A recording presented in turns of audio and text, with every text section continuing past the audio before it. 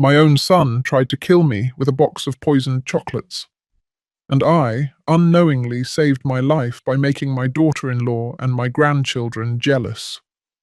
When he called me, asking if I had eaten the chocolates, I told him no, that I had given them to Laura and the kids. The silence on the other side of the line was deafening. Then he yelled like a desperate man, "You did what?" At that moment, I did not understand why Thomas was so upset. I thought he was angry because I had given his gift to other people. How naive I was. My name is Dorothy. I am 69 years old. For 40 years, I sacrificed everything for my son, Thomas. Everything. My youth, my dreams, my savings. I adopted him when he was just 2 years old, after his biological parents died in an accident. I gave him my last name, my unconditional love, my entire life. But that day, the day of my 69th birthday, everything changed. That box of artisanal chocolates that arrived at my door looked like a beautiful gift from a grateful son. The chocolates were exquisite, expensive. They came in an elegant box with a card that read, "To the best mother in the world. With love, Thomas."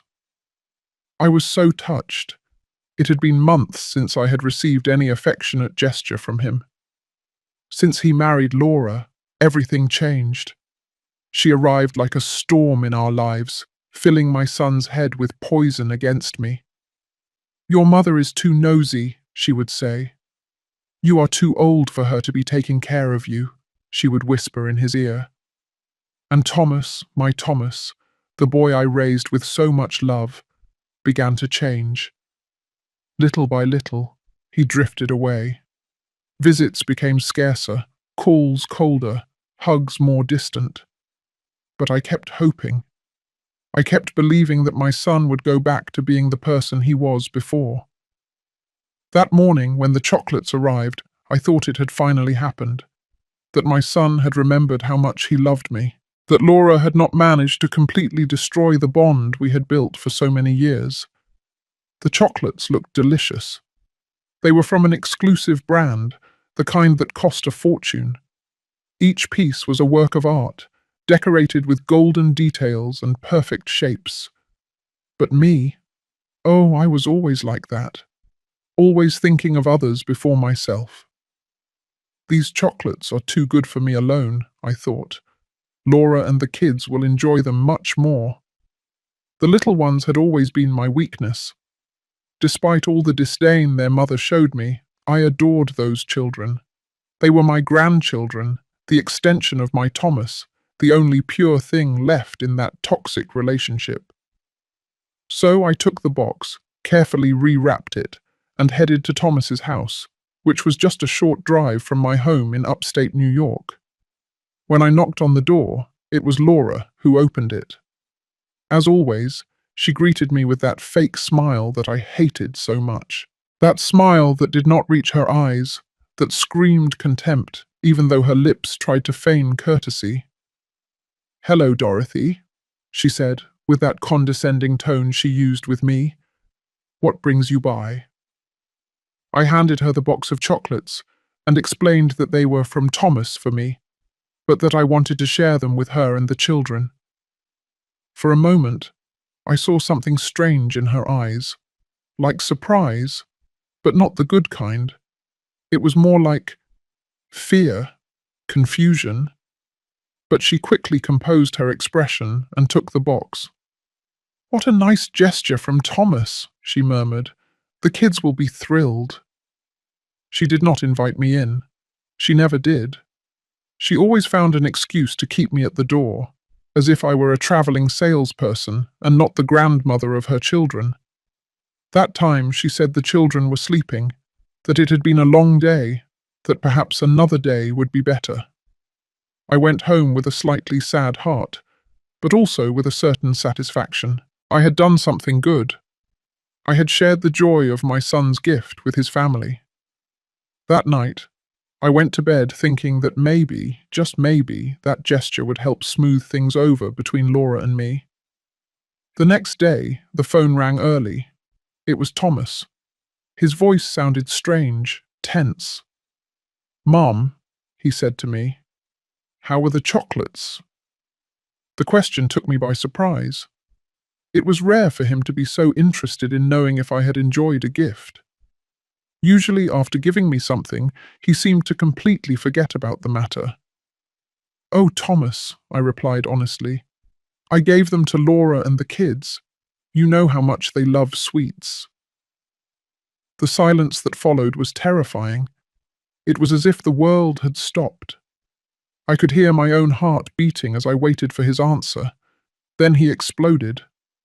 "You did what?" he yelled with a fury I had never heard in his voice. "I gave them to Laura and the children." "You're crazy." His voice trembled in a way that frightened me. It was not just anger. It was pure panic. "Thomas, I don't understand," I said, trying to stay calm. "I thought you'd be happy that I shared your gift with your family." But he kept shouting, increasingly desperate. He asked me over and over if I was sure I had not eaten a single chocolate, if I had given the whole box, if the children had already eaten them. His questions were so specific, so urgent, that I began to suspect. Why did he care so much that I had not tried the chocolates? Why did he seem relieved that I had not eaten them, but desperate that I had given them to his own family? He hung up abruptly after shouting that I was an idiot, that I had ruined everything. I was left with the phone in my hand, trembling, not understanding what had happened. But something inside me, a maternal instinct that I had developed over years of caring and protecting, told me that something was terribly wrong. That afternoon, Laura called me. Her voice sounded different, worried. "Dorothy," she said to me, "the children felt sick after eating the chocolates. We had to take them to the hospital in Staten Island." My blood ran cold. "What happened to them?" I asked with my heart in my throat. "The doctors say it was food poisoning," she replied. "But it's strange. The chocolates smelled odd when we opened them, but the children had already eaten several before we realized it." My world began to crumble. The chocolates my son had sent me, the chocolates I had given with so much love, had made my grandchildren sick. But there was something else. In Laura's voice, I detected something that made me tremble. It was fear, yes, but also understanding. As if she had finally grasped something that had been happening right under her nose without realizing it. That night, I could not sleep.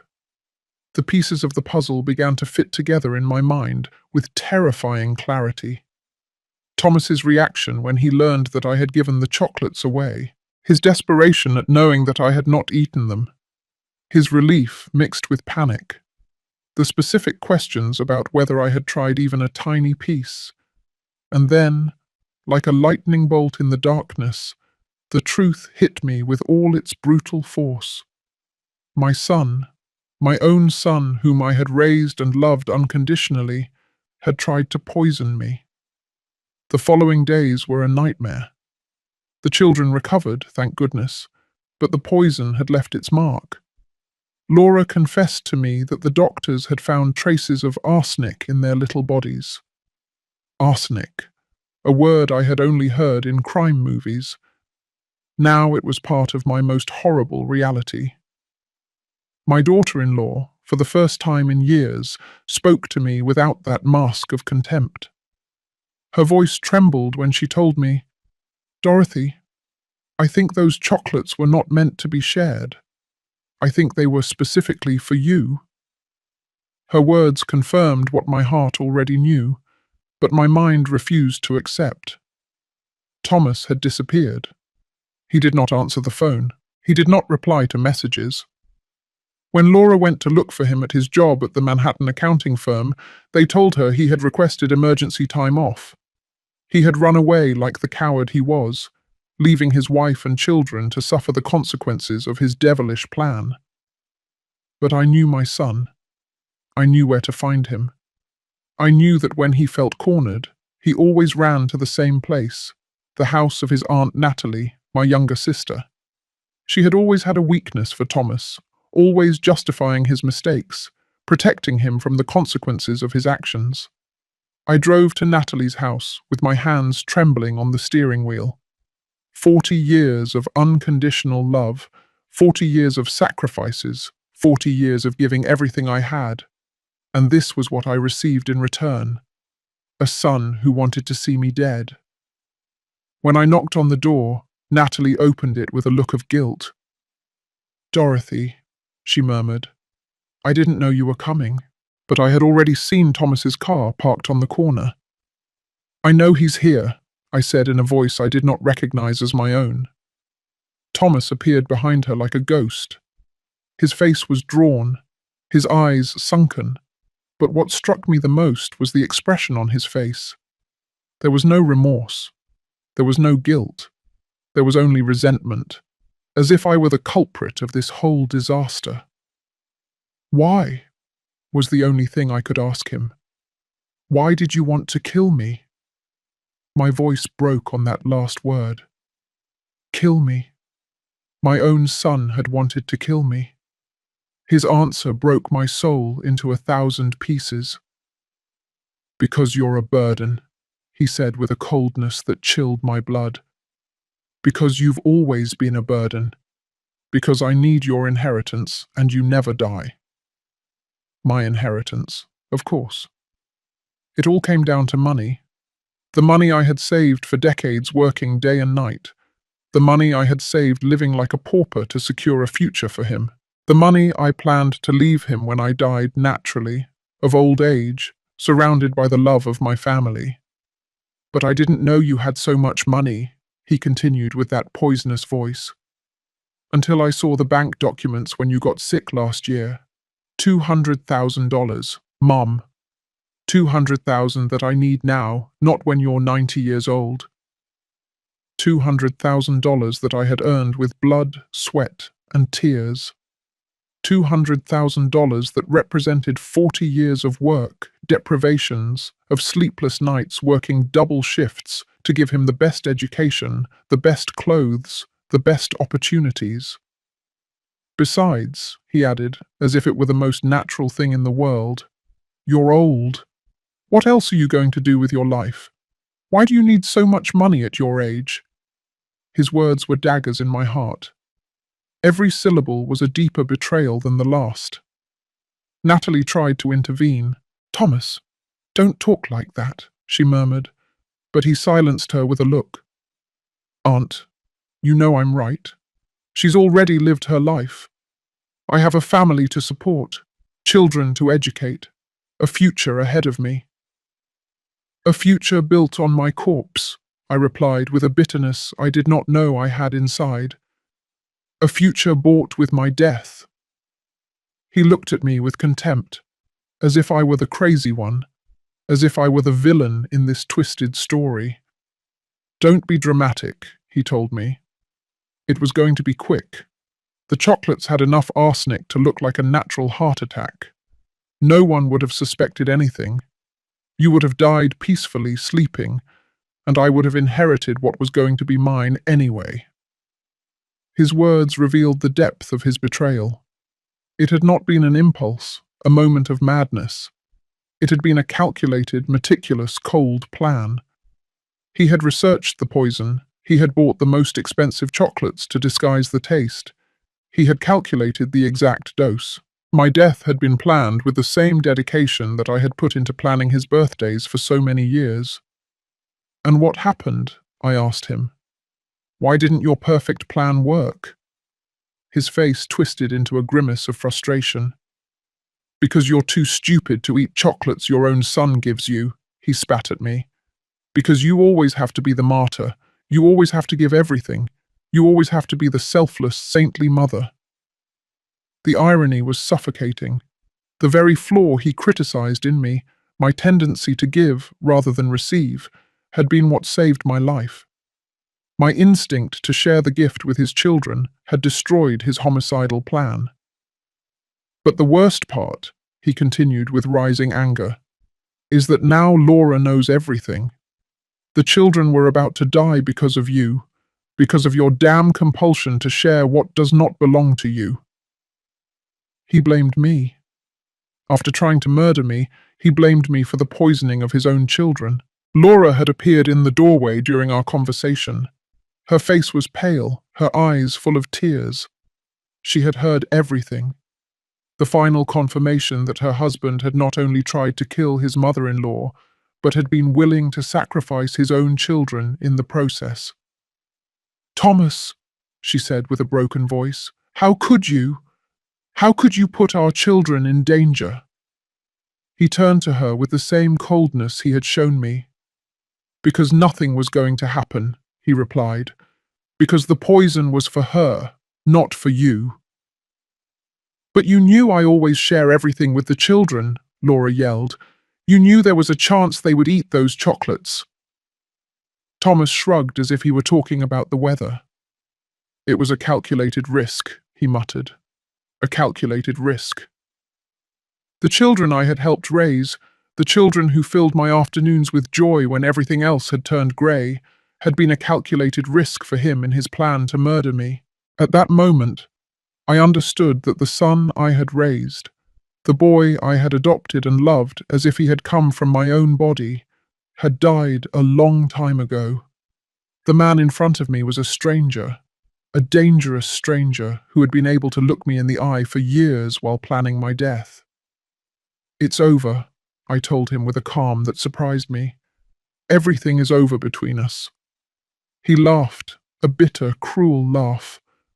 "What are you going to do, Mum? Call the police? Report your own son? You know you'll never do that. You're too weak. Too weak." For 40 years, I had been too weak to tell him no. Too weak to set limits. Too weak to see that my unconditional love had turned him into a monster. But that day, in that house, in front of the evidence of his absolute betrayal, something changed inside me. "You're right," I told him. "I've been too weak for too long, but that ends today." I turned and started walking toward the door. "Wait and see what a weak woman can do when she finally finds her strength." His screams followed me into the street. He yelled that I was an ingrate, that after everything he had done for me, I was abandoning him. Everything he had done for me. The height of cynicism. Trying to kill me was, in his twisted mind, something he had done for me. That night, in the solitude of my home, I cried as I had not cried in decades. I cried for the son I had lost, for the wasted years, for the betrayed love. But above all, I cried for the woman I had been, naive, permissive, blind to the evil that was growing before my eyes. When the tears stopped, I made a decision. Thomas was right about one thing. I was too weak. But that weak woman was dying that night. Tomorrow, a new Dorothy would be born. A Dorothy who had learned that love without limits is not a virtue. It is complicity. A Dorothy who had discovered that sometimes, to protect yourself, you have to become what your enemies least expect. My phone rang.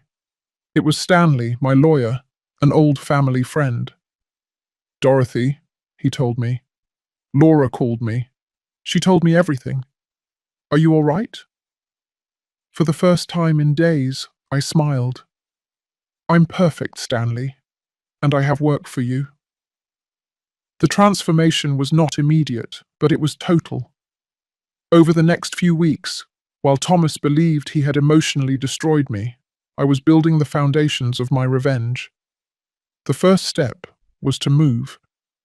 I could not continue living in that house where I had raised a viper, where every corner reminded me of my naivety. Stanley helped me find an apartment in the most exclusive area of the city, Upper East Side. A penthouse with a panoramic view, which cost more in 1 month than Thomas earned in 3. When I signed the lease, I saw the surprise in the eyes of the real estate agent.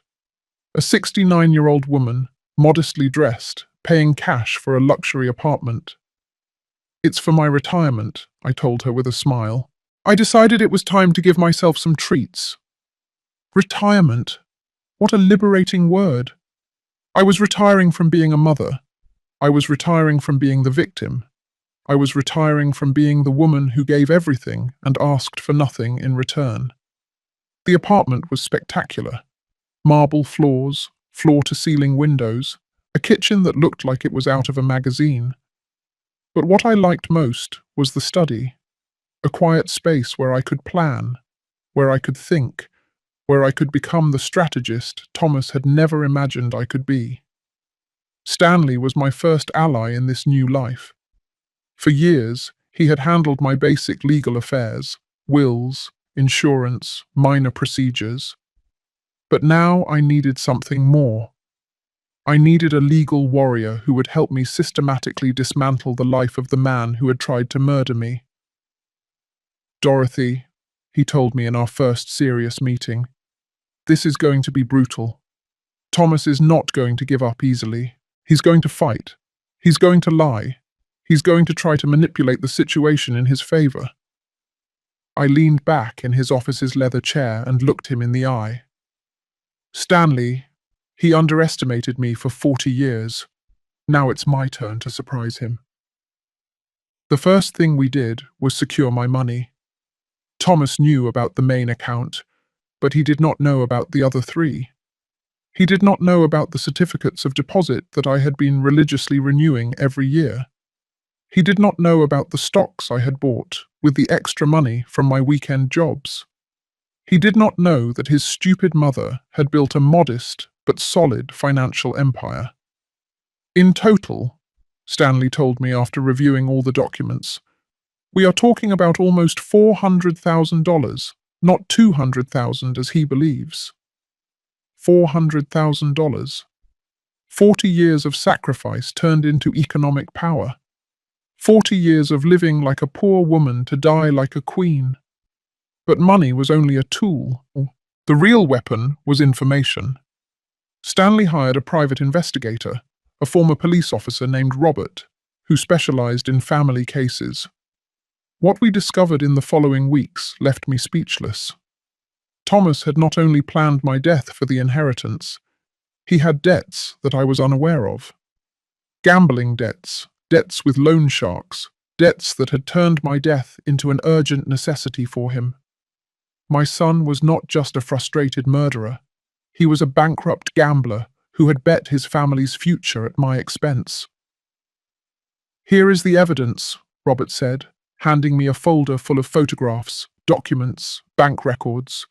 Your son owes more than $50,000 to very dangerous people, people who do not accept excuses. The photographs showed him in Atlantic City casinos, in clandestine betting houses in Queens, in nighttime meetings with threatening-looking men. He had mortgaged the house where he lived with Laura without telling her anything. He had pawned his wife's car. He had emptied the children's savings accounts to pay interest. My son was not only a murderer, he was a thief who had stolen his own family's future. Laura doesn't know anything about this, Robert continued. He has been lying to her for months. He tells her he has problems at work, that payments are late, that they need to economize. But the truth is that he is using the house money to gamble. The information was devastating, but it was also perfect. Thomas had built his own prison with his lies and addictions. I just had to push the bars so that everything would collapse. Meanwhile, he thought he had defeated me. 3 weeks had passed since our confrontation at Natalie's house, and I had given no sign of life. I had not called him. I had not shown up at his house. I had not made any drama. In his narcissistic mind, this confirmed his theory. I was too weak to face him. But I was working. Every day, from my new apartment, I coordinated the next moves with Stanley. Every night, I reviewed Robert's reports, learning more about the monster my son had become. Every dawn, I planned the next step of my meticulous revenge. The first phase was psychological. I needed Thomas to feel like he was in control, that he had won. I needed him to become complacent, to lower his guard. That's why I had not given any sign of life. That's why I had let him believe that I was hiding in some corner, crying and feeling defeated. Stanley had explained the legal process to me. We have evidence of the attempted poisoning, he told me, the children's medical analysis, Laura's testimony, the recordings you made of his confessions. Yes, I had recorded our entire conversation at Natalie's house, a small device Robert had given me, hidden in my purse. But, Stanley continued, a criminal process is going to be long and complicated. There will be media coverage. There will be public scandal. Are you prepared for that? I was more than prepared. After 40 years in the shadows, I was ready to come out into the light and show the world who Thomas really was. Besides, he added with a smile, we have evidence of fraud, embezzlement, and financial manipulation. We can destroy him economically before the criminal process even begins. Economically? The word sounded delicious. Thomas had tried to kill me for money. Now he was going to lose all his money for trying to kill me. During those weeks of silence, I also worked on myself. I hired Yolanda, a personal stylist who completely transformed my image. Goodbye to old, conservative clothes. Goodbye to grey, unkempt hair. Goodbye to the hunched posture of the defeated woman. When Yolanda finished with me, I did not recognize myself in the mirror. My hair was dyed an elegant brown, cut in a modern style that took 10 years off me. My clothes were sophisticated but not ostentatious. Quality suits, designer shoes, discreet but expensive accessories. Dorothy, Yolanda told me, admiring her work, you look like a woman of power. A woman of power? I liked the sound of that. For 40 years, I had been a woman of service, a woman of sacrifice, a woman of shadows. Now it was time to be a woman of power. The last element of my transformation was the most important. My attitude. I hired a personal coach, a psychologist specializing in female empowerment. Dorothy, she told me in our first session, you have to stop seeing yourself as a victim. You are a survivor. You are a warrior. The sessions were revealing. For decades, I had confused love with submission, kindness with permissiveness, motherhood with total self-denial. I had raised a monster because I had been afraid of being a bad mother if I set limits. True love, the psychologist explained to me, includes consequences.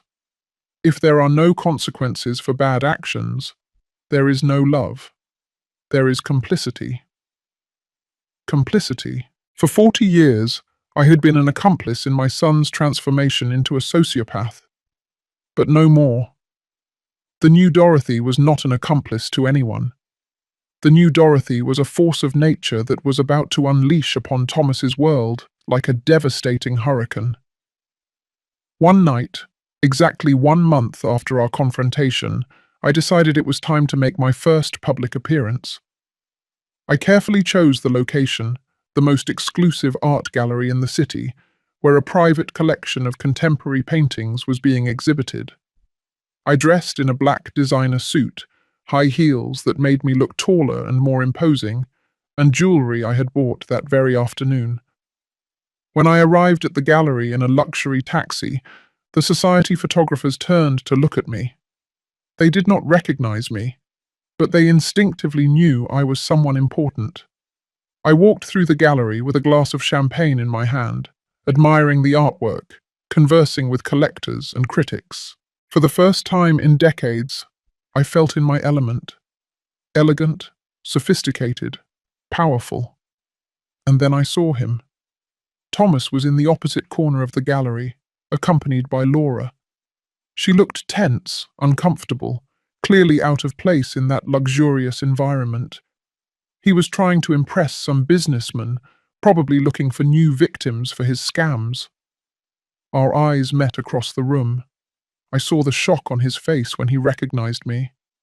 The defeated woman he had left crying a month ago had been replaced by this sophisticated and mysterious version of his mother. I approached slowly, savoring every step. When I reached him, I smiled at him with a poisonous sweetness. "Hello, Thomas," I said to him in a voice that dripped power. "What a surprise to run into you here." His face had turned pale. Laura looked at me with a mixture of admiration and confusion. The businessmen who were talking to Thomas turned toward me with curiosity. "Mum," he stammered, "what are you doing here?" His voice trembled slightly. For the first time in his life, my presence intimidated him. "I'm enjoying my retirement," I replied, taking a sip of champagne. I decided it was time to treat myself. The word retirement echoed in the air like a veiled threat. The businessmen looked at us with interest. It was obvious there was family tension, but it was also obvious that I was not the victim they had imagined. "Retirement?" one of them asked politely. "What are you retiring from, Mum?" "From being too generous," I replied without taking my eyes off Thomas. "Sometimes when you give too much, people get used to receiving. There comes a point where you have to stop giving and start collecting." "Collecting?" The word floated in the air like a promise of a storm. Thomas knew exactly what it meant. He knew his time of taking without giving had ended. He knew the hunt had begun, and now he was the prey. The following days were of exquisite tension. Thomas knew something had changed, but he did not know what. He had seen me at the gallery, transformed into a woman he did not recognize, and that made him uneasy. He began calling me obsessively, but I did not answer. I let his calls go to voicemail, where I could hear his growing nervousness. "Mum, answer the phone," he said in his messages. "We need to talk. I need to know what you are planning." What are you planning? For the first time in his life, he was the one who was afraid of me. For the first time, I was the predator and he was the prey. Stanley had begun the legal phase of my revenge. The first thing was to file a civil lawsuit for attempted murder, with all the evidence we had gathered. The children's medical analysis, the audio recordings, the testimonies of Laura and the medical staff who had treated my grandchildren. "Dorothy," Stanley told me in his office, "this lawsuit is going to be a scandal. The media are going to cover the case. Your story is going to be on every newscast." Perfect. I wanted the whole world to know who Thomas really was. I wanted his neighbors in Connecticut, his co-workers, his friends, to know that he had tried to murder his own mother. But the civil lawsuit was only the appetizer. The main course was the investigation Robert had completed into Thomas's illegal activities. Mortgage fraud, misuse of family funds, defrauding loan sharks, tax evasion. My son had built a financial house of cards that was about to collapse. "Here are all the documents," Robert said, handing me 3 folders full of evidence. "Your son has been stealing from his own family for months. Laura can sue him for marital fraud and recover everything he stole." Marital fraud. The words sounded delicious. I decided it was time to have a conversation with Laura. Despite all our past problems, she was also a victim of Thomas. She had also been deceived, manipulated, stolen from, and most importantly, she was the mother of my grandchildren, the children who had been about to die because of their father. I invited her to lunch at the most elegant restaurant in the city. When she arrived, I saw the surprise in her eyes at seeing my new version. I was no longer the modest, resigned mother-in-law she had known for years. I was a woman of power who had decided to take control of her destiny. "Laura," I said to her after we ordered our turkey clubs, "we need to talk." She nodded nervously. She knew something big was coming. "I know everything about Thomas's debts. I know about the gambling, about the loan sharks, about the mortgage he put on your house without your knowledge." Her face fell apart. How do you know that? She murmured. Because I hired investigators, I replied calmly. Because I decided to stop being the victim and become the hunter. I handed her one of the folders Robert had prepared. Everything is there. Documents, photographs, bank records. Laura reviewed the papers with tears in her eyes. Each page was a deeper betrayal. Her husband had not only tried to murder his mother-in-law, but had been systematically stealing his family's future to feed his gambling addiction. Dorothy, she said to me with a broken voice, I didn't know any of this. He told me there were problems at work, that we needed to economize. I never imagined that he was— Her voice was lost in sobs. That he was destroying our lives. Laura, I said, taking her hand, you are not to blame for anything. Thomas deceived both of us, but now we have the opportunity to get justice. I explained my plan. She could file a lawsuit for marital fraud, recover the house, protect the children's future. I would help her with the legal expenses. But, I added firmly, I need you to testify against Thomas. I need you to tell the whole truth about the chocolates, about his confession, about everything you have seen.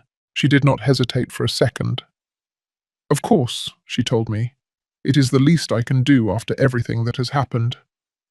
While we were eating our mashed potatoes, Thomas arrived at the restaurant. It was no coincidence. He had been following her, worried about this meeting between his wife and his mother. When he saw us together, sharing documents, his face transformed into a mask of panic. He approached our table with agitated steps. What are you doing? He asked in a tense voice. What are you talking about? His desperation was palpable. He knew his world of lies was collapsing. We are talking about you, I replied with a cold smile. We are talking about your debts, your lies, about how you have been stealing from your own family. Thomas looked at the documents on the table, and his face completely collapsed. Laura, he pleaded with his wife, don't listen to this crazy old woman. She's trying to manipulate you, to separate us. Crazy old woman. Even in that moment of total panic, he could not stop insulting me. He was incapable of showing respect or remorse. Thomas, Laura told him in a voice I had not heard before, a voice full of strength and determination. I know everything now. I know about the gambling, about the debts, about the mortgage. I know you have been lying for months. He tried to deny it, but she interrupted him. And I know you tried to kill your mother. She shouted the last words, attracting the attention of the entire restaurant. The diners turned toward us, murmuring among themselves. Thomas realized he was being watched and lowered his voice, but his desperation was increasingly evident. Laura, please, he whispered to her. We can fix this. We can work it out together. You don't need to listen to this woman. She has always tried to separate us, always manipulating, always blaming others, never taking responsibility for her actions. No, Laura replied firmly. No more. No more lies. No more manipulation. I am going to protect our children, and that means taking them away from you. She got up from the table, picked up her purse, and headed for the exit. My lawyers will be in touch with you. Thomas stood there, next to our table, trembling with rage and impotence. When Laura left, he turned to me with a fury that reminded me why I had decided to destroy him. This is your fault, he hissed through clenched teeth. You ruined my marriage. You destroyed my family. I didn't destroy anything, I replied with supernatural calm. I only brought the truth to light. Your marriage was ruined when you decided to become a liar and a thief. Your family was destroyed when you decided to try to murder your mother. I got up from the table and looked him directly in the eyes. And this is just beginning. His threats followed me into the street.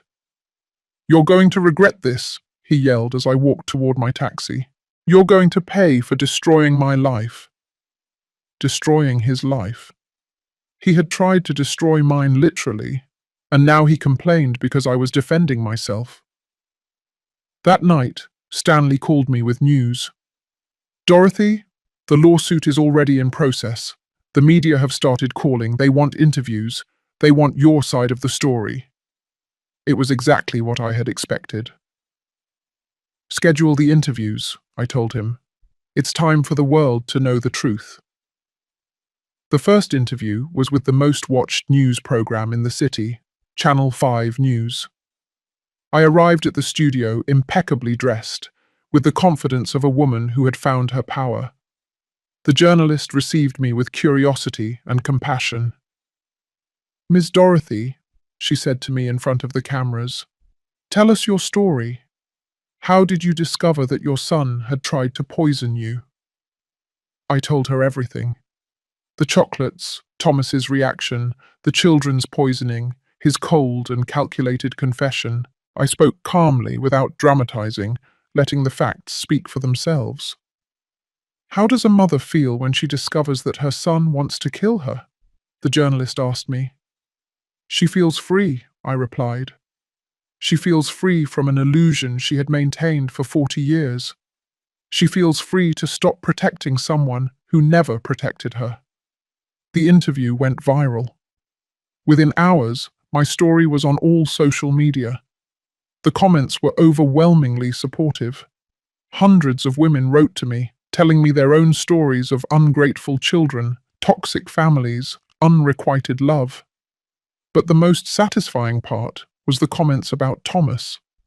His co-workers began to recognize him as the son who had tried to murder his mother. His neighbors began to look at him with contempt. His friends began to distance themselves from him. The scandal followed him everywhere. When he went to the supermarket, people pointed and whispered. When he arrived at work, his colleagues avoided him. When he left his house, he felt the judgmental looks of the entire neighborhood. But I knew this was only the beginning. Public humiliation was satisfying, but true justice was yet to come. The legal processes, the loss of his assets, the complete destruction of the life he had built on lies and betrayals. Thomas had underestimated the woman he had raised for 40 years. He had thought he could get rid of me like throwing away a piece of paper. Now he was discovering that he had awakened a monster much more powerful and ruthless than himself. The hunt had officially begun, and I was a predator who had waited 40 years to show her claws. The legal process advanced like an unstoppable avalanche. Stanley had filed all the lawsuits simultaneously: attempted murder, family fraud, aggravated fraud, and a civil lawsuit for emotional damages amounting to $500,000. Thomas woke up one Monday and discovered that his life had exploded into 1,000 pieces. His bank account was immediately frozen. The few savings he had left after his compulsive gambling were blocked, while the origin of the funds was investigated. His salary was garnished to ensure payment of the civil lawsuits. Overnight, he was left penniless. "Dorothy," Stanley reported to me with satisfaction, "your son is broke. He cannot afford a decent lawyer. He's going to have to settle for a public defender." A public defender against the best law firm in the city. The battle was unequal from the start, but the most delicious thing was seeing how his social world crumbled.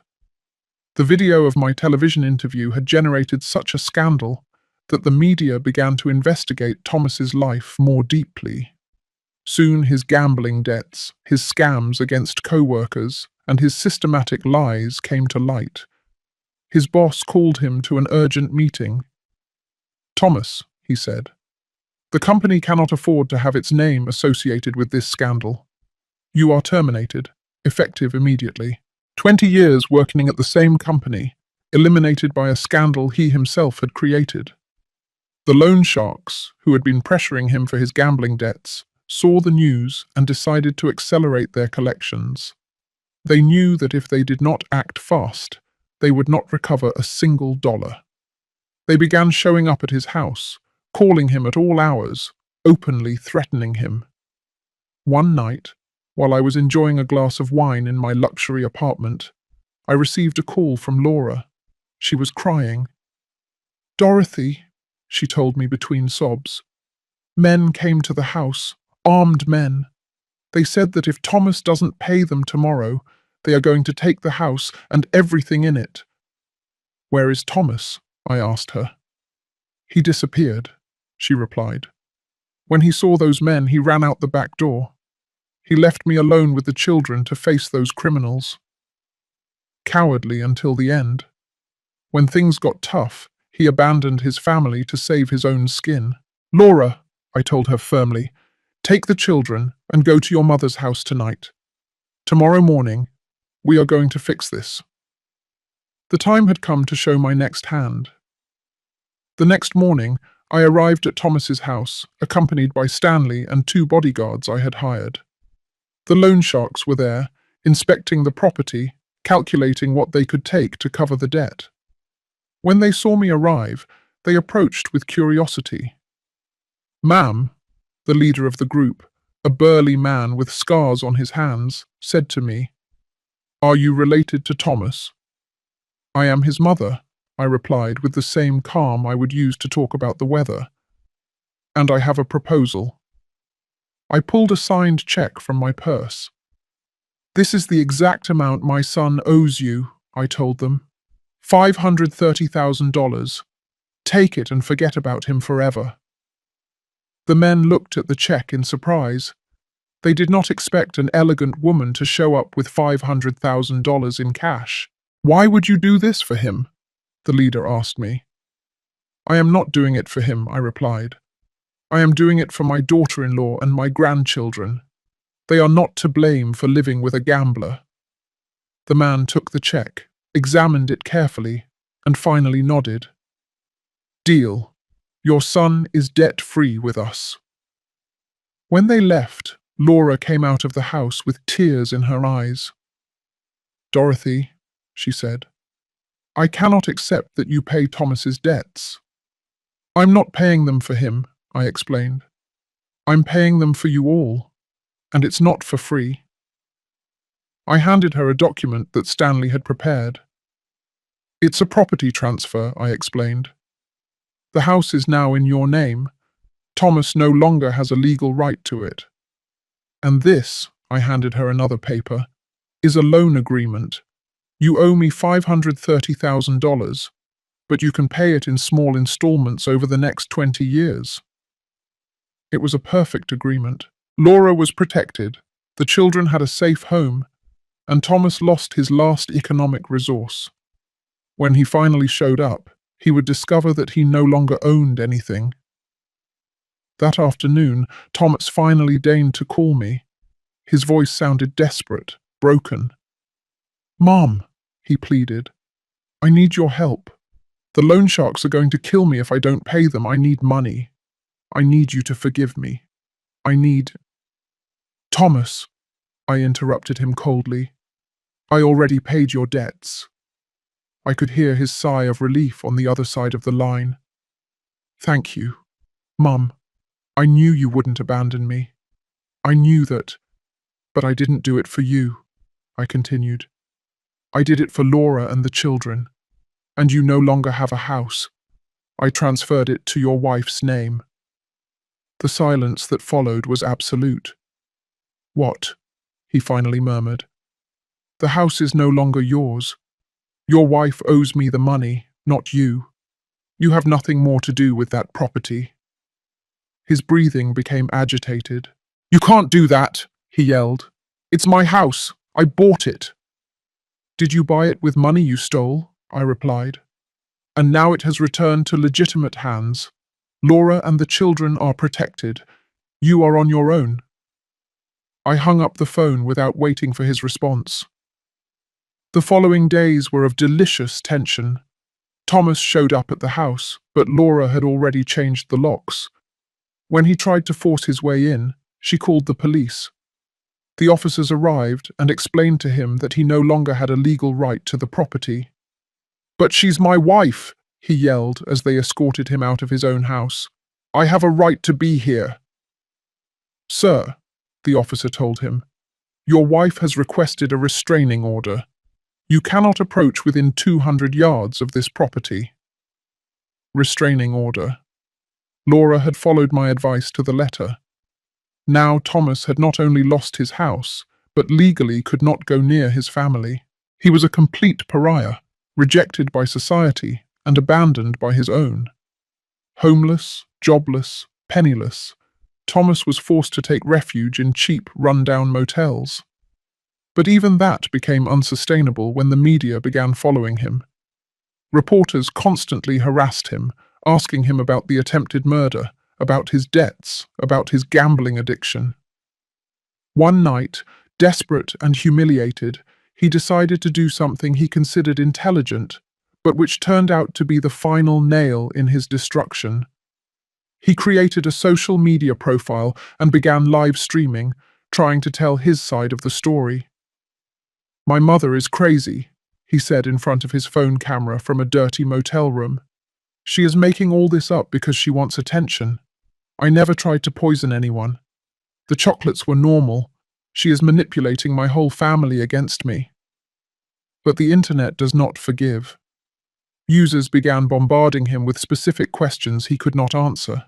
"Why was there arsenic in the chocolates?" they asked. "Why did your children get poisoned?" they insisted. "Where is the proof that your mother is lying?" His broadcast went viral, but not in the way he expected. It went viral as an example of pathological narcissism, as the live confession of a man who could not accept responsibility for his actions. The comments were brutal, ruthless, merciless. "This guy really thinks we're stupid," someone wrote. "His own wife is reporting him, and he says it's all a lie," added another. "Typical psychopath, always blaming others," commented a third. But what really sealed his fate was when someone asked him directly, "If you are innocent, why don't you sue your mother for defamation?" Thomas was speechless. He could not sue me because he knew I had all the evidence. He could not deny the attempted poisoning because the evidence was irrefutable. His silence at that question was interpreted by everyone as an admission of guilt. The broadcast ended abruptly when he began receiving death threats live. He had tried to manipulate public opinion and had achieved exactly the opposite. The next day, clips of his broadcast were on every newscast. Behavioral analysts dissected him as a case study of malignant narcissism. Psychologists explained on television how his inability to accept responsibility was typical of antisocial personalities. Thomas had achieved something that I could not have achieved even with the best public relations team. He had destroyed his own reputation so completely and publicly that there was no turning back. He had become the national villain, the symbol of filial ingratitude taken to the extreme. But for me, the most satisfying thing was not his public humiliation. It was the tranquility I saw in Laura's eyes when I visited her, the security my grandchildren felt in their own home, the peace I had found by moving away from the toxicity that had dominated my life for decades. Formal justice was still in process, but poetic justice had already been served. The son who had tried to kill me for money now did not have a single dollar. The man who had scorned my love now begged for my forgiveness. The manipulator had been exposed and rejected by everyone. And I, the victim who had spent 40 years in silence, had finally found my voice. The months that followed were of total transformation. While Thomas sank further and further into his own misery, I flourished as never before in my life. The luxury apartment had become my sanctuary, a place where for the first time in decades I could breathe without the weight of constant manipulation. Stanley kept me informed of the progress of the legal cases. "Dorothy," he told me during one of our weekly meetings, The district attorney is very interested in prosecuting Thomas for attempted murder. The evidence is overwhelming. The audio recordings, the medical testimonies, the confessions he himself had made, everything formed a solid and irrefutable case. Furthermore, Stanley continued with a smile, his public defender is trying to negotiate a plea bargain. He knows he cannot win this case. A plea of guilty would mean Thomas would have to publicly admit, in front of a judge, that he had tried to murder his own mother. But what truly filled me with satisfaction was seeing how Laura had flourished after breaking free from the toxicity of her marriage. Without the constant lies, without the financial stress, without the emotional manipulation, she had returned to being the strong woman I had glimpsed years ago. "Dorothy," she told me during one of our weekly lunches, "for the first time in years, I feel free. The children are happy, safe. They sleep peacefully for the first time in months. Seeing my grandchildren recover their innocence, seeing their sincere smiles, was worth more than any revenge I could plan." One afternoon, while enjoying a coffee on my apartment terrace, I received an unexpected call. It was Natalie, my sister. Her voice sounded embarrassed, guilty. "Dorothy," she told me, "I need to talk to you. I need to apologize." I decided to receive her at my house. When she arrived, the difference between us was abysmal. I looked elegant, serene, empowered. She looked consumed by guilt and shame. "Dorothy," she began with tears in her eyes, "I knew Thomas had problems, but I never imagined he was capable of trying to kill you." "Natalie," I replied with a calm that surprised me, "you always knew there was something wrong with him. You always justified him. You always protected him from the consequences of his actions." She nodded, unable to deny the truth. "I know I was an accomplice to his behavior. I know I failed you as a sister. What hurts me the most," she continued, "is that when he came to ask me for refuge after trying to poison you, I welcomed him into my house. I protected him, knowing what he had done." Her tears were genuine. Her repentance seemed real, but the damage was already done. "Natalie," I told her without cruelty, but with firmness, "for 40 years, you chose to protect a monster instead of protecting your sister. I cannot simply forget that because you feel guilty now." She left my house crying, but I felt at peace. I had set clear limits. I had expressed my truth without aggression, but without concessions. The criminal trial began 6 months after the attempted poisoning. The media covered every detail, every testimony, every piece of evidence presented. I testified with a serenity that impressed even the most experienced reporters. "Ms. Dorothy," the prosecutor asked me, "how did you feel when you discovered that your son had planned your death?" "I felt liberated," I replied, looking directly at Thomas in the dock. "Liberated from 40 years of manipulation, from 40 years of giving unconditional love to someone incapable of reciprocating it." Thomas looked haggard, aged, destroyed. His public defender had done what he could, but the evidence was irrefutable. The testimonies of Laura, of the doctors who treated the children, of the specialists who analyzed the chocolates, built a perfect case. When it came time for his testimony, Thomas attempted one last manipulation. "I loved my mother," he declared with false tears. "This is all a terrible misunderstanding. I never wanted to hurt anyone." But his own recordings betrayed him. When the prosecutor played the audio where he confessed his plan, his version completely crumbled. The jury deliberated for barely 2 hours, guilty of attempted first-degree murder, guilty of endangering the lives of minors, guilty of aggravated fraud.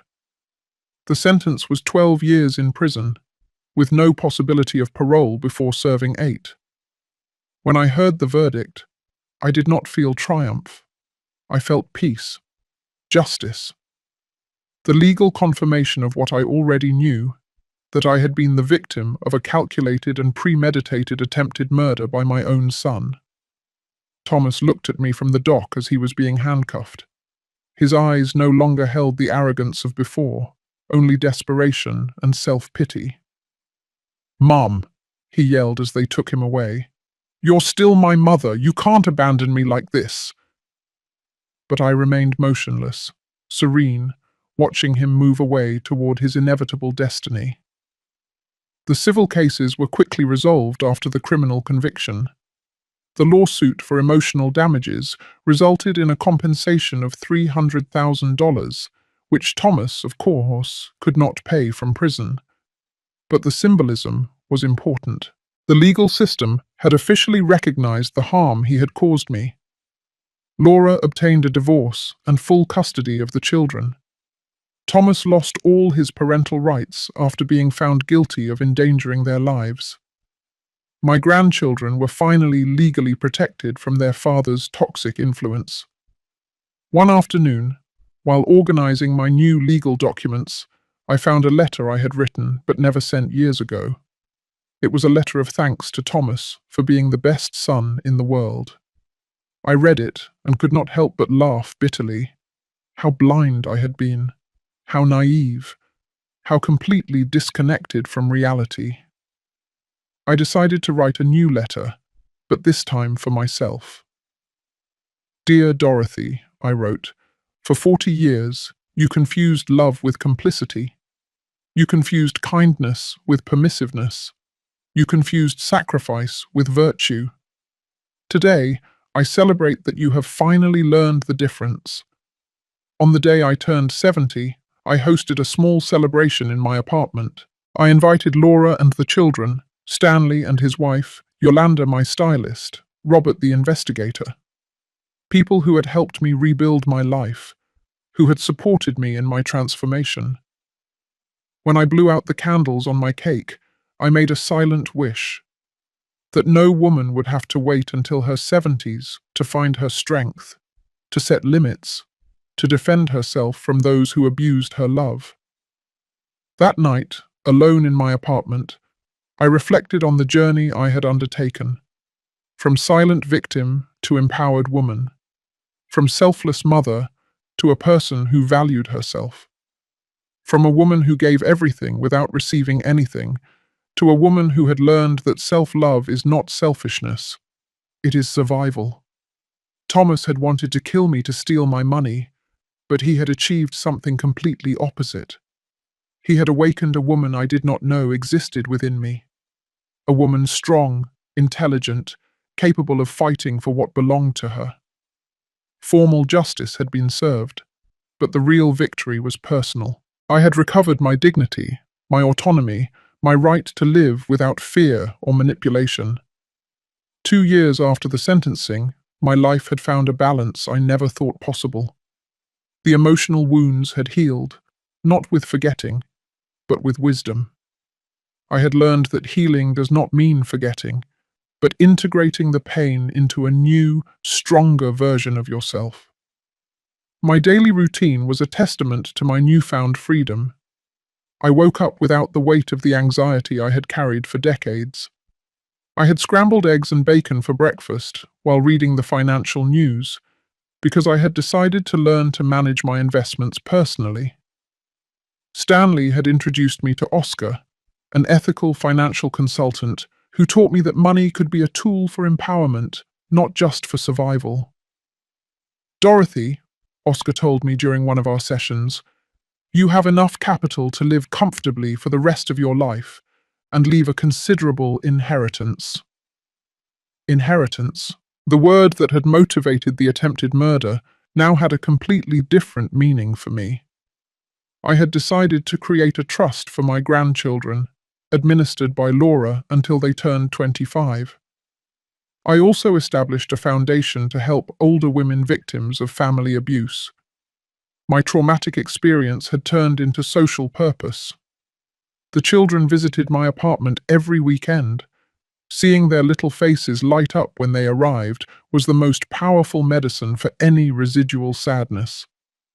"Grandma Dorothy," little Anne would say to me. Why doesn't Dad live with us anymore? These were difficult questions that Laura and I had learned to answer with age-appropriate honesty. Dad made choices that hurt a lot of people, Laura would explain. Sometimes, when someone hurts others, they have to go to a special place to learn how to behave better. The children accepted these explanations with the natural resilience of childhood, but I knew they would eventually need more details. One afternoon, while playing with my grandchildren in the Central Park near my apartment, I saw an older woman sitting alone on a bench. She looked sad, lost, with that expression that I knew too well. I approached and started a conversation. "I'm Yolanda," she told me. Not Yolanda the stylist, but another woman who coincidentally had the same name. "I live with my son and his wife, but I feel invisible. They treat me like a burden." Her story resonated deeply with me. It was like seeing my past reflected in another person. I told her my experience, without dramatic details, but with the honesty of someone who had traveled through the same darkness. "Yolanda," I told her, "you do not have to accept being treated as a burden. You have rights, you have value, you have options." That conversation became the germ of something bigger. I began organizing weekly meetings in my apartment for older women facing similar situations. We called it the Circle of Strength. Every Thursday afternoon, my living room filled with stories of survival, mutual support, of women rediscovering themselves. Stanley helped me formalize the foundation, the Dorothy Foundation for the Dignity of the Older Woman, it was finally called. Our first project was a temporary shelter for elderly women victims of family abuse. The second was a free legal assistance program. The media began calling me to talk about the issue of elder abuse. My story had resonated so much that I became, without seeking it, a voice for other victims. Family abuse doesn't always leave visible bruises, I would say in interviews. Sometimes the abuse is emotional, financial, psychological. One morning, exactly 3 years after the attempted poisoning, I received a letter from prison. It was from Thomas. My first impulse was to throw it away unread, but curiosity won out. I opened it with trembling hands. "Dear Mum," it began, "I know I don't deserve your forgiveness, but I need you to know that I have been reflecting on what I did." The letter continued with what seemed like genuine apologies, expressions of remorse, promises of change, but there was something in the tone that felt familiar. Subtle manipulation, the attempt to elicit pity. "I've been going to psychological therapy," he wrote. "The psychologist says I have deep issues that come from my early abandonment, from the death of my biological parents." Even from prison, he continued to blame others for his decisions. He was still incapable of assuming full responsibility. "Please, Mum," the letter ended, "give me a chance to repair the damage I caused. Agree to visit me. I need to see you. I need your forgiveness to be able to heal. I need, I need, I need." It had always been about what he needed, never about what I needed or deserved. I showed the letter to my psychologist, the doctor who had helped me through my healing process. "Dorothy," she told me after reading it, "how do you feel reading this?" "I feel sorry," I replied. "But not for him. I feel sorry because after 3 years in prison, he still doesn't truly understand what he did." "Are you going to answer him?" she asked. "Are you going to visit him?" I reflected for days on that question. Part of me, the mother I had been for 40 years, felt the obligation to respond. But the new woman who had emerged from the ashes knew that my healing did not depend on forgiving the person who had tried to kill me. I finally decided to write a response, but not the one he expected. "Thomas," I wrote, "I received your letter. I am glad to know that you are reflecting on your actions. However, my healing process does not require seeing you or forgiving you. I have learned that forgiveness is for the benefit of the one who forgives, not the one who asks for it. I have built a fulfilling life without you, my letter continued. I have found peace, purpose, and happiness. Your absence is not an emptiness in my life. It is a space filled with tranquility. I hope you find your own redemption, but my path to healing no longer includes trying to save you from the consequences of your decisions. I signed the letter simply as Dorothy, not as Mum. That title had been revoked the day he decided to become my potential killer. I sent the letter and felt a profound release. I had definitively closed the last chapter of that toxic relationship. Laura had also rebuilt her life. She had started studying psychology, inspired by our experience. I want to help other families identify signs of manipulation before it's too late, she told me. Her transformation from silent victim to active advocate was inspiring. The children were growing up healthy and safe. They occasionally asked about their father, but without the anguish they had shown during the years of family toxicity. Emotional stability had replaced the constant chaos that had marked their early years. One afternoon, while reviewing the Foundation's reports, I realized something extraordinary. In 2 years, we had helped more than 200 older women escape abusive situations. Some had recovered properties stolen by manipulative children. Others had found the courage to report abuse. All had rediscovered their dignity. My personal story of survival had become a beacon of hope for other women. The attempted murder that had sought to silence me forever had ended up amplifying my voice beyond what I had ever imagined. That night, as I gazed at the city from my terrace, I reflected on the perfect irony of my situation. Thomas had wanted to kill me to steal my inheritance, but he had managed for me to build a much more valuable legacy, a foundation that would last beyond my death, helping generations of women find their strength. The woman I had been for 70 years had symbolically died on the day of the poisoned chocolates. The woman who had been born from those ashes was stronger, wiser, more complete. I had learned that sometimes, to find the light, you have to go through the deepest darkness. My revenge had been complete, but not because of Thomas's destruction, but because of my own reconstruction. The best revenge had turned out to be living fully, without fear, without guilt, without the shadow of manipulation darkening my days.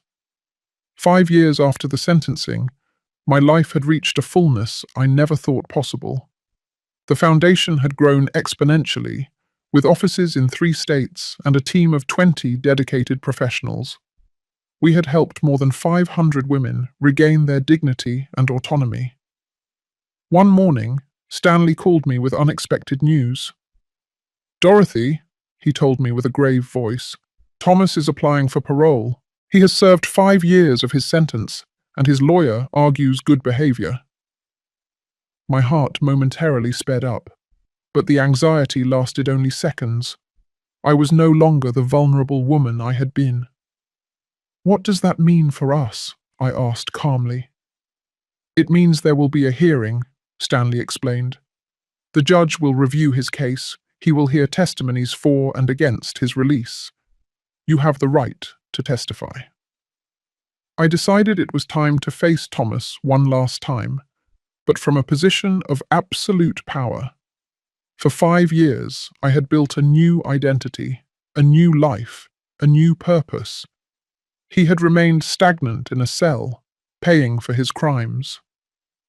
The hearing was scheduled for a Tuesday morning. I arrived at the courthouse accompanied by Laura, who was now a licensed psychologist and the associate director of my foundation. We dressed professionally, projecting the image of the successful women we had managed to become. When Thomas entered the room, his appearance struck me. 5 years of prison had transformed him into a prematurely aged man. His hair was completely grey, his face marked by deep wrinkles, his posture hunched by defeat. There was no trace left of the arrogant man who had tried to murder me. His lawyer presented the case for parole. "My client has shown genuine remorse," he argued. "He has participated in rehabilitation programs. He has maintained excellent conduct. He has expressed sincere desires to repair the damage caused to his family." When it was my turn to testify, I rose with the serenity of someone who has found inner peace. "Your Honor," I began, "for 5 years, I have observed the consequences of the defendant's actions, not only in my life, but in the lives of his children, who have thrived in an environment free from his toxic influence." I looked directly at Thomas as I spoke. "I have built a foundation that has helped 500 women victims of family abuse. Every one of those stories reminds me why it is important for actions to have real and lasting consequences." "Mr. Thomas not only attempted to murder me," I continued firmly. "He endangered the lives of his own children. He stole from his family. He lied systematically for years. His early release would send a dangerous message that repentance after being caught can erase the severity of trying to murder your own mother." The judge listened intently, taking notes. When Thomas had the opportunity to speak, he addressed me directly. "Mom," he said with a broken voice, "I know I don't deserve your forgiveness, but I have changed. I have understood the damage I caused. I have spent 5 years reflecting on my mistakes." His words sounded rehearsed, calculated to generate compassion, but they no longer had power over me. "Thomas," I replied calmly, "you lost the right to call me mother the day you decided to become my potential killer. 5 years in prison do not erase 40 years of manipulation or the trauma of discovering that your own son wanted to see you dead." Laura's testimony was devastating for his chances. As a professional psychologist, she explained to the judge the patterns of narcissistic and manipulative behavior she had observed for years. "The children have prospered without their father's presence," she declared. "They have developed emotional stability, security, confidence. His release would represent a setback in their psychological development." The prosecutor presented evidence that Thomas had attempted to contact loan sharks from prison, suggesting that his gambling addiction problems persisted. He had also received money from unidentified sources in his commissary account, suggesting continuous links to questionable activities. After 2 hours of deliberation, the judge announced his decision. "Parole request denied," he declared. "The defendant will serve his full sentence." The premeditated nature of his crimes, combined with the pattern of manipulative behavior and the lack of genuine remorse, make his early release inappropriate. Thomas slumped in his chair. His 5 years of good behavior and mandatory therapy had not been enough to convince the legal system that he had truly changed. He would have to serve 7 more years before being eligible for parole again. When we left the courthouse, I felt a deep but tranquil satisfaction. It was not vengeful triumph, but the confirmation that justice had prevailed. Thomas would pay fully for his crimes, while I continued to build a legacy of hope and empowerment. That afternoon, during the weekly meeting of our Circle of Strength, I shared the experience with the women of the group. "Today I faced my aggressor once more," I told them, "but no longer from fear or vulnerability. I faced him from the power I have built during these years." Yolanda, the woman I had met in the park years ago, and who now coordinated one of our programs, raised her hand. "Dorothy," she said, "your story has taught us that it is never too late to reclaim our dignity. At 70, you found your strength. I found mine at 65. That night, alone in my apartment, I wrote in my diary, "Today I definitively closed the darkest chapter of my life. Thomas will remain in prison 7 more years, but I no longer live in the emotional prison he built for me. I am free. I am powerful. I am whole. Looking out the window at the illuminated city, I reflected on the path traveled. From silent victim to advocate for other victims. From invisible woman to recognized community leader. From selfless mother to a woman who had learned that self-love is not selfishness, it is survival. The transformation had been painful, but necessary. Like a butterfly that must destroy its cocoon to fly, I had to destroy the permissive version of myself to become the strong woman I always had the potential to be. Tomorrow, I would continue my work at the foundation. I would continue helping other women find their voice. I would continue building a legacy that transcended personal revenge. Because I had learned that the best response to an attempt at destruction is not reciprocal destruction, but the construction of something beautiful and lasting. Thomas had wanted to eliminate me to steal my monetary inheritance. He had achieved exactly the opposite. He had awakened a much more valuable inheritance in the form of strength, wisdom, and purpose that I now shared with hundreds of women. Justice does not always come fast, but when it comes, it is complete and definitive. 10 years had passed since the day that changed my destiny forever.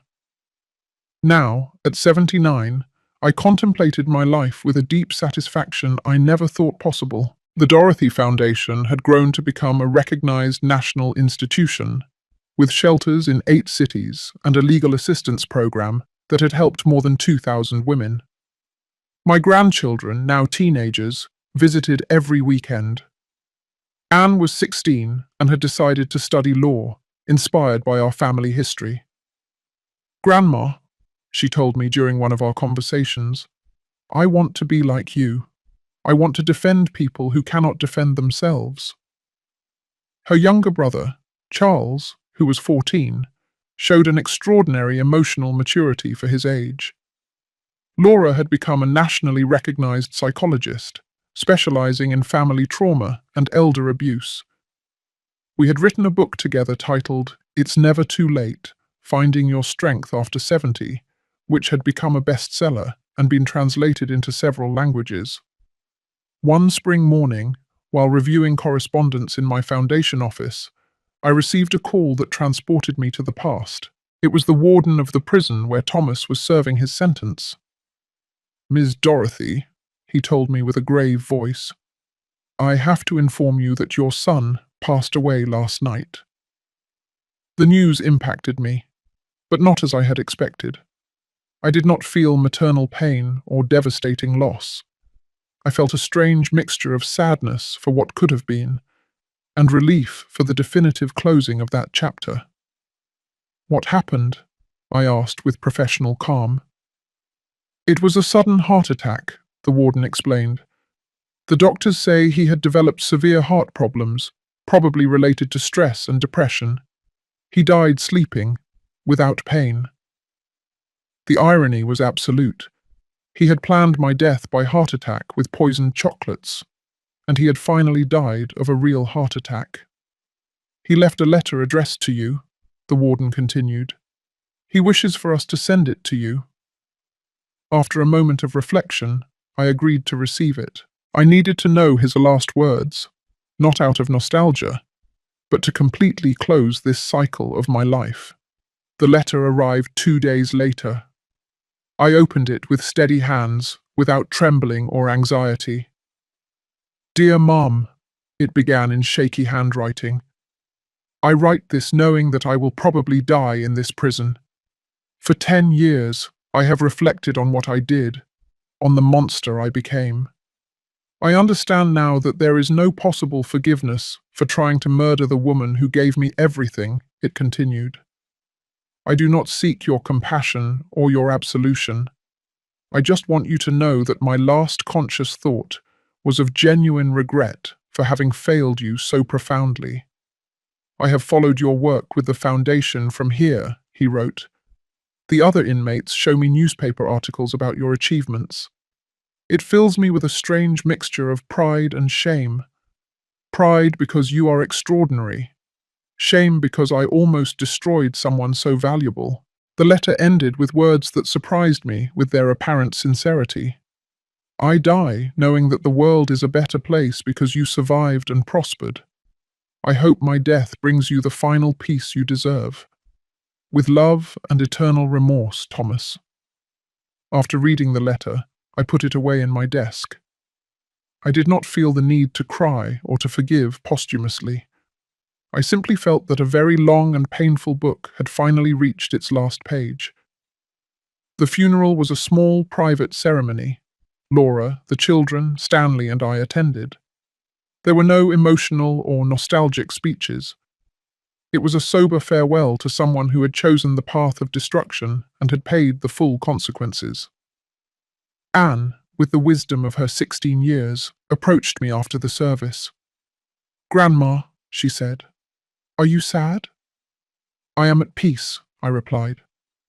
"Sometimes the deepest sadness is for what never was, not for what was lost."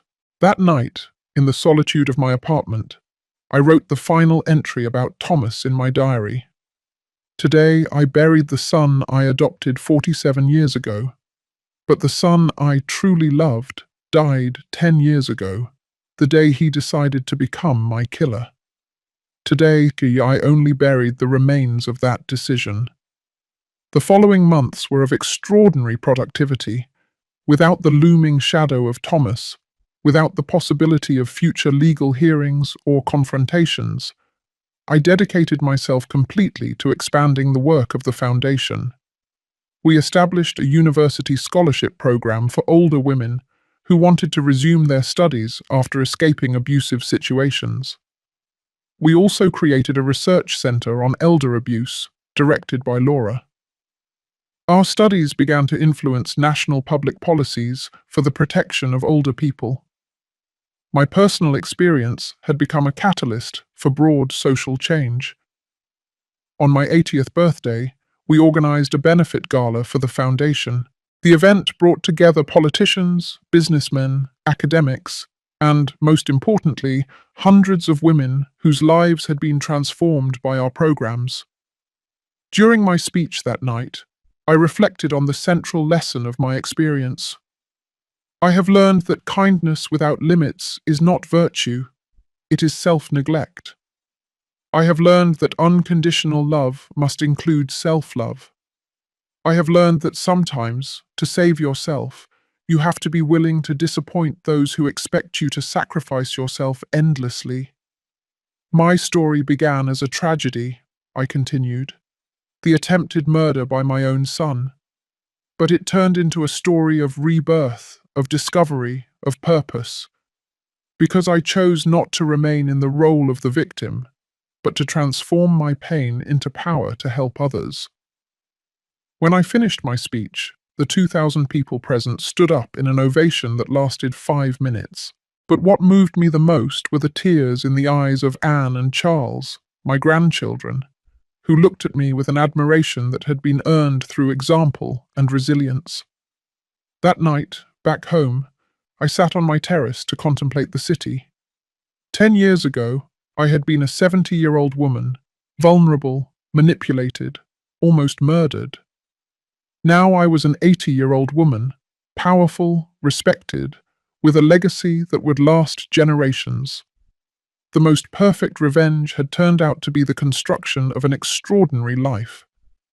Thomas had wanted to eliminate me to steal my money, but he had managed to awaken my true potential. He had wanted to silence me forever, but he had amplified my voice until it became a chorus of empowered women.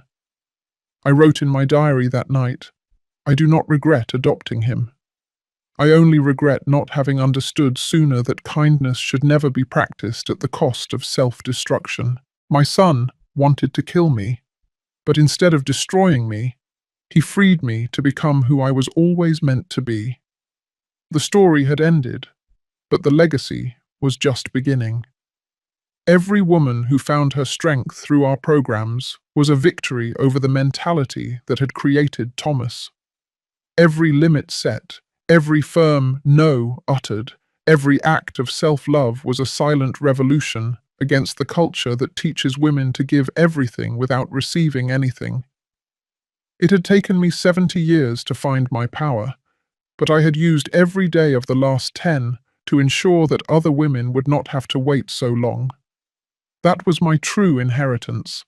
Not money, but wisdom. Not property, but purpose.